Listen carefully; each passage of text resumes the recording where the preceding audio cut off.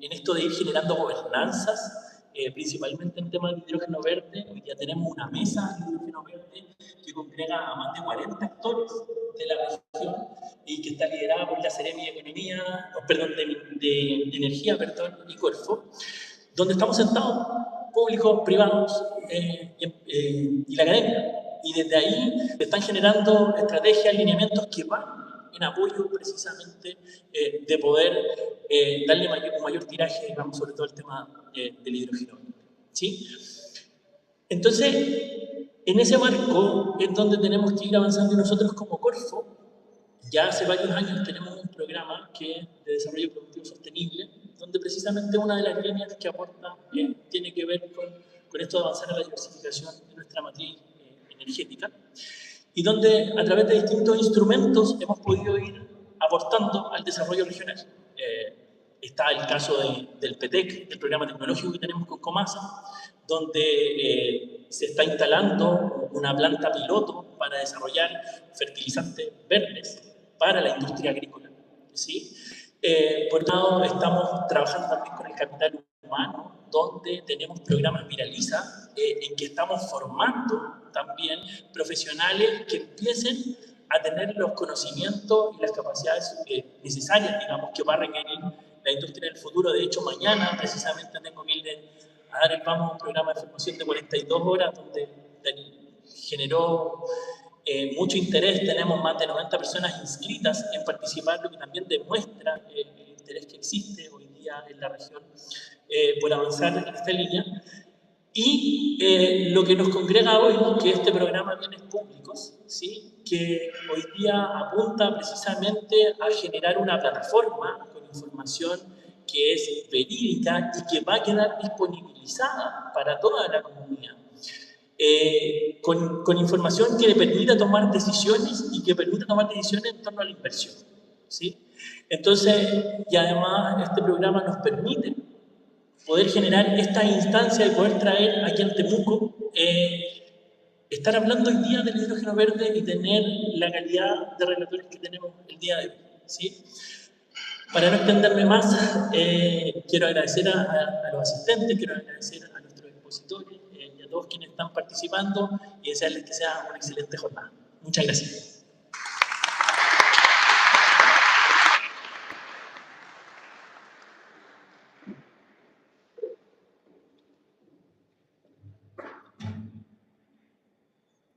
Muchas gracias, don Julio Salas, por su valiosa palabra y por el constante apoyo de Corfo a la innovación regional.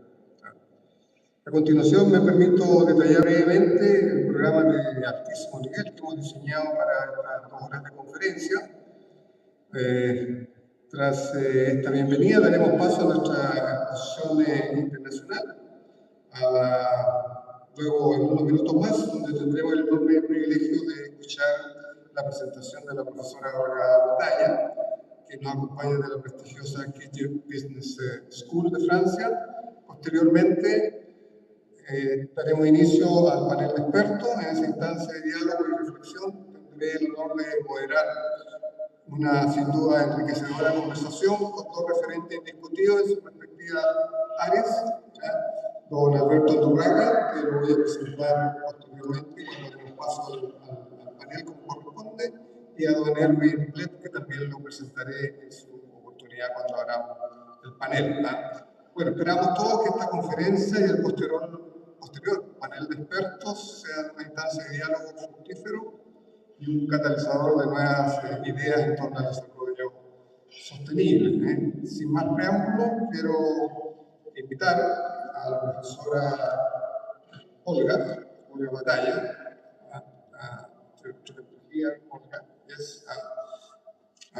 Olga es profesora titular del Departamento de Gestión de Operaciones y Sistemas de Información de H2V Business School, con una gran, diría, carrera institucional, liderando instituciones de prestigio. Ella sirvió como decana asociada de investigación de la escuela entre el 2020 y 2025. También tuvo el privilegio estratégico de orientar y supervisar los 9 centros de investigación de la escuela, que tiene más de 200 profesores. Una escuela, como ustedes pueden ver, bastante grande, ¿no? Para muchos internacionales también. Por lo tanto, su experiencia es relevante. Ella actualmente es editora asociada también de varios journals científicos de prestigio, como el Journal of Manufacturing Systems, el ISE Transactions y Omega, the International Journal of Management Science. Y actúa como Day Chair de la IFAC, el Comité Técnico de Gestión y Control en Manufactura y Logística. Su investigación normalmente está en la intersección de cadenas de abastecimiento, sustentable, de analítica, negocio, ¿verdad? Y toma de decisiones. Ella ha publicado más de 270 artículos. Tiene una experiencia también grande en la supervisión de alumnos, 18 alumnos de doctorado y varios alumnos también diplomados y cosas. Así que no voy a tomar más tiempo para su presentación, solo terminar diciendo que ha sido rankeada varios años en el 2% de los científicos top por el ranking de la Universidad de Stanford y del CERN.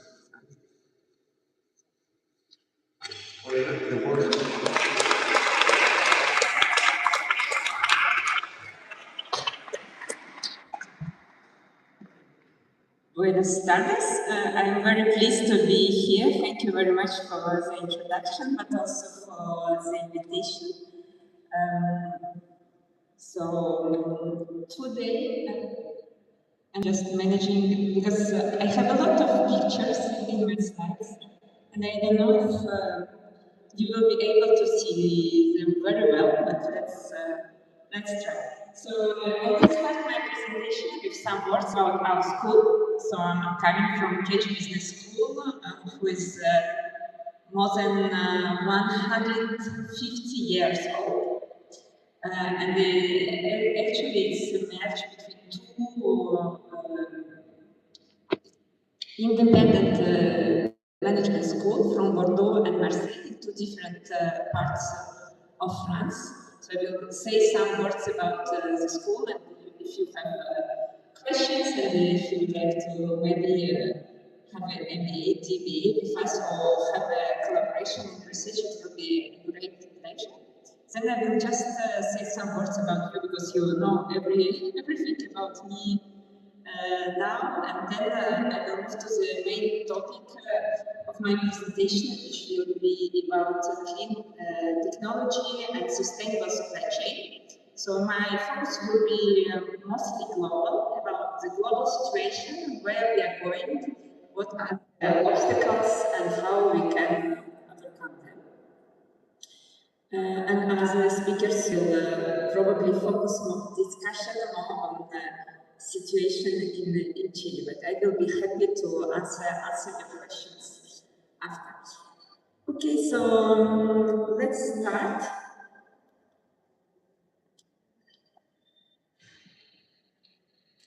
Okay. Probably is it connected? I don't know. We tried before. It's always online surprises. Okay, now it works. So some words. So it's very small, but so the school is 150 years old. In France, we have 4 main campuses. So in Bordeaux, I'm currently located in Bordeaux, but I will move to Paris campus this July. Then we have a campus in Marseille, in Paris, and Toulon. Toulon is a smaller town close to Marseille. So since I was asked where Bordeaux is in France, so I put some pictures. So you see that Bordeaux is on Atlantic coast, not very far from Spain. And so you have some pictures. It's a very beautiful city, known mostly because of wine production, but we also have a beautiful ocean and a lot of delicious food. So just to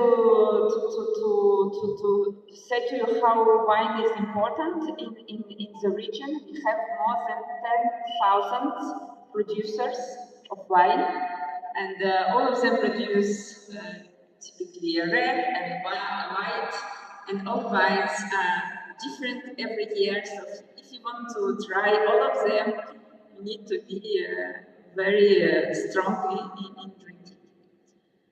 So the school also have some international campuses. So we have 2 campuses in Africa, in Abidjan and Dakar. One in India, close to Mumbai, and 2 in China, in Shanghai and Suzhou. And in France, we also have some associated campuses. So you also have some pictures from Avignon, Bayonne, Corsica, and Mont-de-Marsan. So the school, in fact, is French education system. It's a little bit special. So we are not a part of the university. Almost all business schools are independent from the university. We are private, but we are not non-profit association. So we are not making profit. Our main goal is to educate people through young students, but also people from the company who would like to update their skills. And we are recognized by the French state as higher education of public interest. We are quite well ranked in Shanghai ranking in business and administration. We actually third the French school in this ranking. And here you have some numbers. We are quite big. We are one of the biggest French business schools. So we have 15,000 students, almost 100 alumni, more than 200 professors, 5 research centers, and about 40 different programs. So here are our international partners. This is, yes, difficult to read. So we have different programs. And in particular, I was Associate Dean for Research for the last 5 years.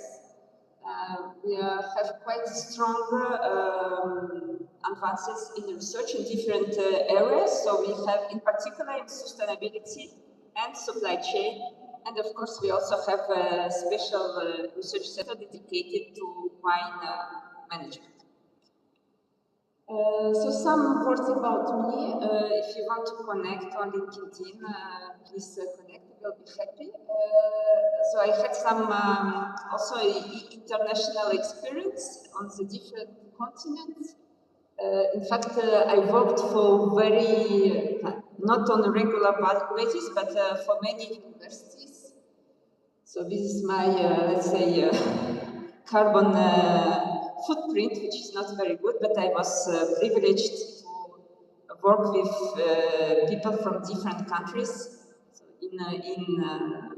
and I'm very happy to be for the first time in Chile today.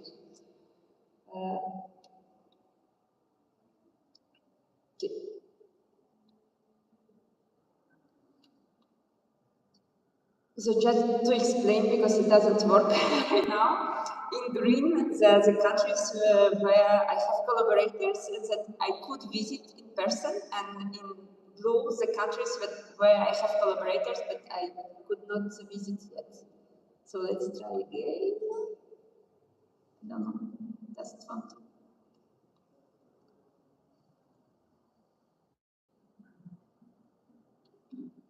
Okay, because I think when the mouse is going to the translation, it doesn't work.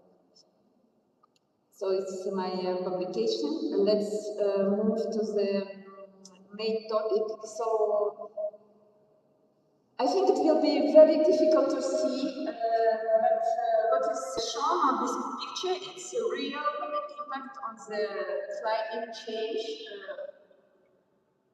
because of human activity, and in particular because of CO2 emissions. So we can observe different impacts in terms of glaciers, in terms of extreme temperature and other extreme weather conditions which happening in different parts of the world, and also the concentration of emission which moved from neutral to very bad situation right now. So that's why there is more and more international regulation in order to understand where the CO2 emissions are produced because of which type of activity. So there is more and more regulation on the company to trying to understand the emissions on the different scopes, so on direct manufacturing activities, but also related to the global value chain of the company and of the product, so including the suppliers and customer impact of the product during the use, etc. So this is global trend, which is with the main objective to understand where the emissions are produced, so to be able to act on them, and we will know exactly how they are producing. But of course, for companies, it's not very easy to, especially on scope 3, to measure and report the CO2 emissions produced in the whole supply chain. And the progress is still, let's say, going. So we have some estimations. I think we need to come back to the mouse. Bring back mouse back. Okay. So here you have the part of the different activities which are today related to the creation of greenhouse gases emissions. So you can see in red, I hope that you can see in red, this is the part which is related to the energy which is used in for different activities. Then didn't move. You have also industry, buildings, and agriculture. So agriculture is green one, industry is gray one, and then you also have buildings and other activities.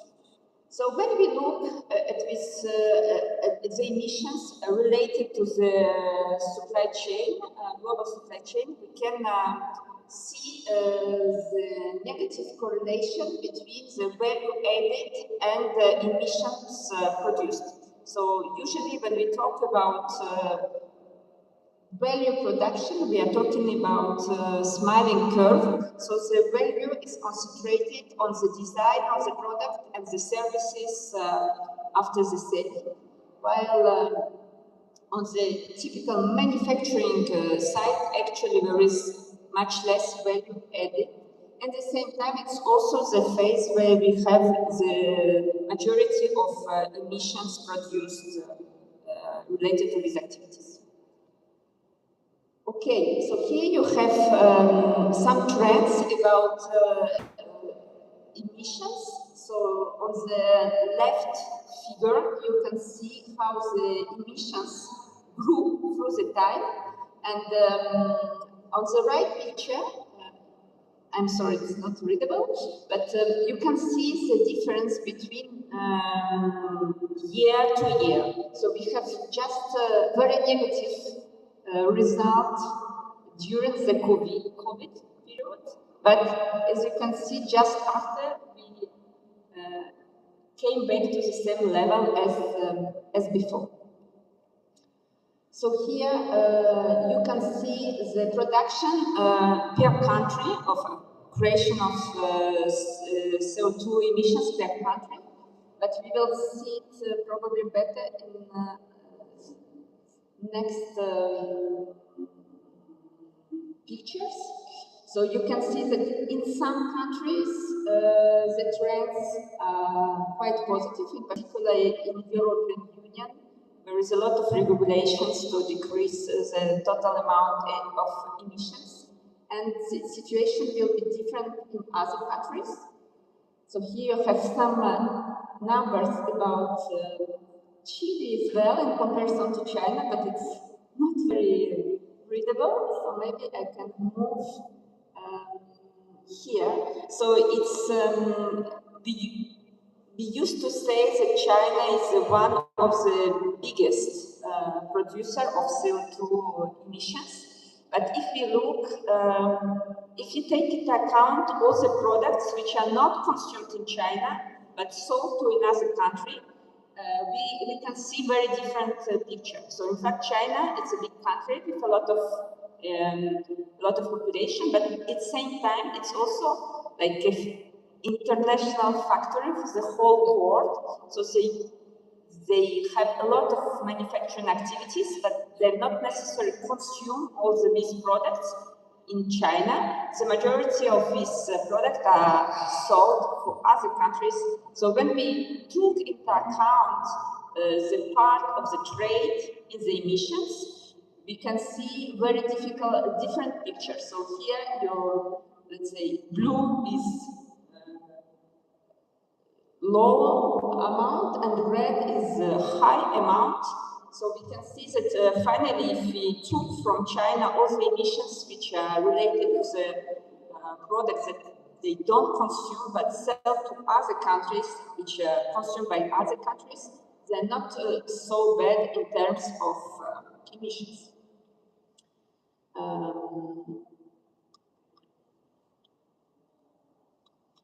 Okay, so it's very... And here, if in addition to the trade, we also divide the amount of emission per capita, so take into account the population of each country. Here again, China is quite good in comparison, for example, to even to European Union. And here we another picture in which try to measure the consumption of the country. So it's not the emissions which are produced by countries, but it's emissions which are related to consumptions in different countries. So highest consumption, highest emission created in the world. Because at the end, the CO2 emissions, they are not located in a particular part of the world. They're affecting the whole climate and whole planet. So here we can really see which are the country which create this negative impact in terms of emissions. Sorry.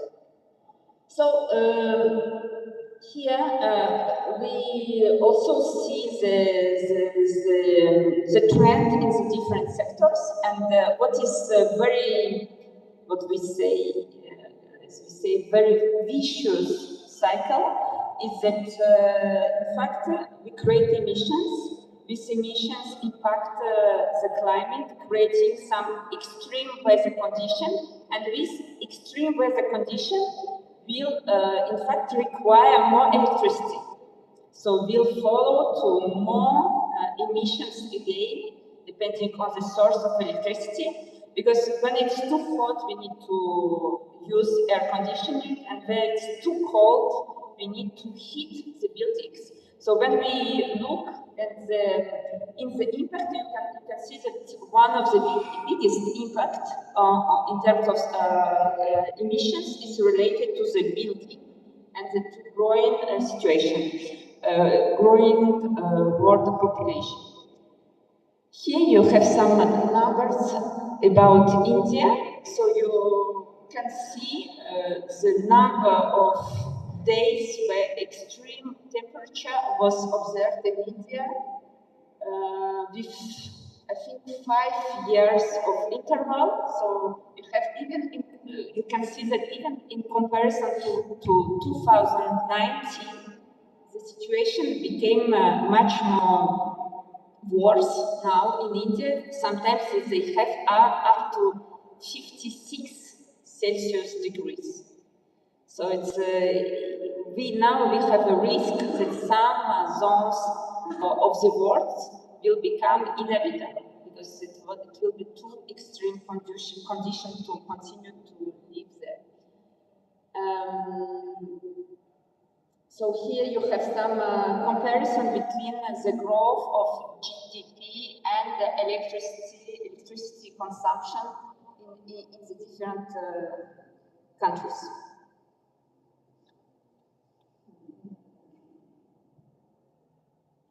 And yes, so it's a little bit small, I'm sorry for it. So what we can see is that buildings and so heating, air conditioning increase the emission. Another source of consumption of electricity. So here it's related to the 5G and also using all the smartphone. In fact, not only the connection is faster, but all over the world we consume more content, and this content again consume a lot of electricity in terms of charging. And here we don't have yet stable numbers, but more generally the use of AI now also creates the need of new data centers and create also increase the consumption. In particular in France, last year, the emissions created by digital activities of the country now is comparable to the emissions created by the heavy truck transportation. So it's 4% of the global emissions, and it's expected to double in coming years.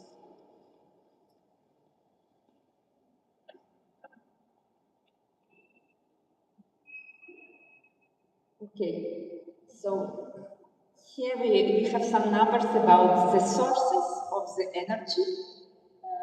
It's a little bit small to comment. So what we can see clearly that in the European Union, in Japan, try to reduce the use of coal and oil. And we can see here that, in particular in China, the part of renewable energy became very important, and we will see in the presentation, in the next slides, China invested a lot in the development of the renewable energies, and now they maybe I can go a little bit. So here you have some numbers about the size of the market. So here in red,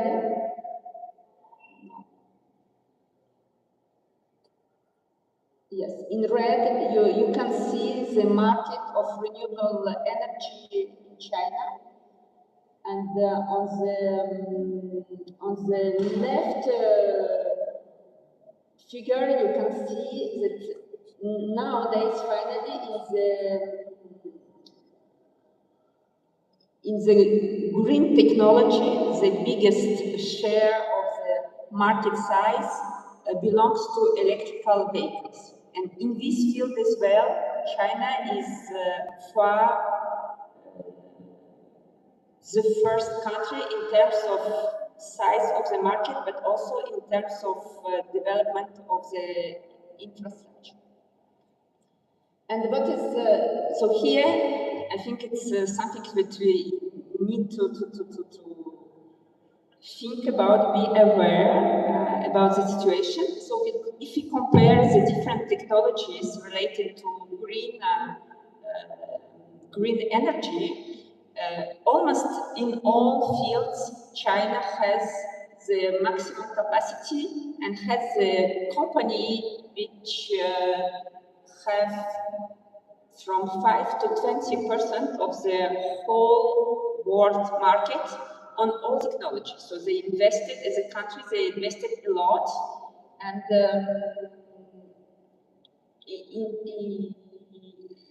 now, for example, in terms of solar energy, they produce in China more solar energy than European Union and United States together. And while it's very good that they are on this track to decrease the emissions, in the same time it creates quite strong geopolitical dependency, because a lot of technology, a lot of equipment is produced in China, and if ever there is some kind of sanctions, it will impact the whole world, which rely on this technology today. So it's the same for hydrogen as well. It's also the China who produces the most important quantity of energy from hydrogen, but also who produce the majority of equipment in terms of electrolyzers.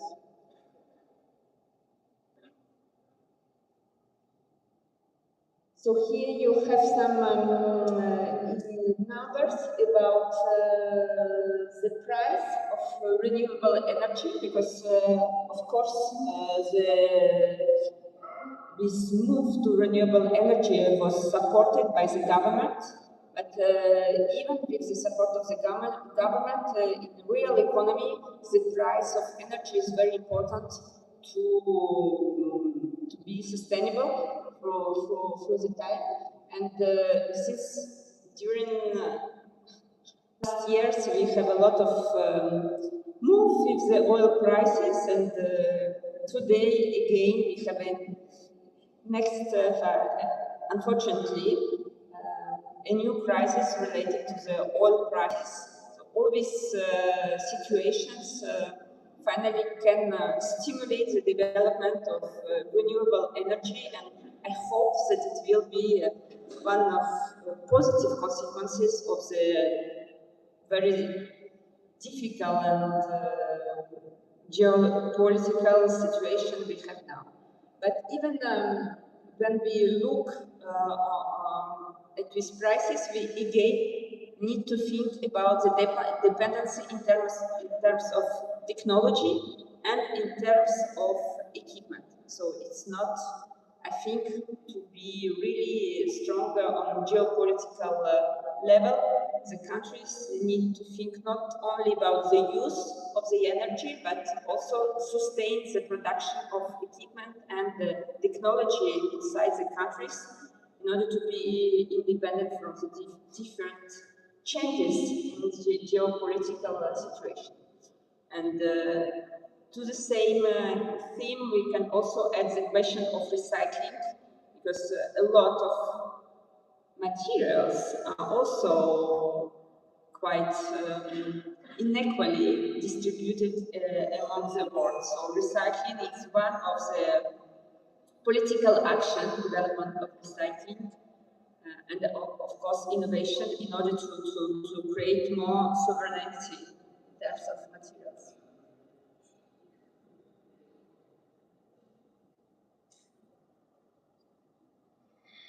So I also have some discussion about priority policy actions, but maybe I was a little bit long, so maybe we can keep this discussion to when we have more information about Chilean context. So when we talk about renewable energy, we also need to think about storage of the energy, which is important phase in the development of this kind of energies. So here again, China is far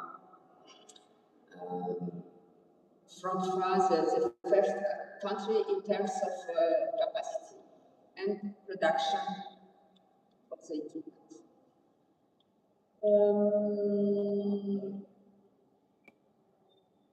So maybe we will talk about hydrogen, so I can switch all this part a little bit quickly. And I would like to maybe to conclude about industrial competitiveness. So industrial competitiveness, in fact, relies on several important factors. So as we could see, energy is one of the important factor, but also supply chain and stability of supply chain is also very important in terms of resiliency, and as we could see in the last years, a lot of unpredictable events came to change the organization of the world economy. So unfortunately, I think we need to say that it will not stop this year. It will be continued. So the countries and companies, they need to think about sustainability and resiliency of their supply chain and of their activities in order to be prepared to the next shocks that unfortunately will continue to happen. So that's why I think it's very important to think about geopolitical independence in terms of energy source, because energy is very important for industrial competitiveness, and also in terms of material availability. So again, we need to bring innovation to be able to recycle much more materials than we can do now, because a lot of critical materials cannot be recycled right now, and so create very strong geopolitical dependency from the country which can still mine these critical materials. So let me probably stop here, because I was a little bit long, I think.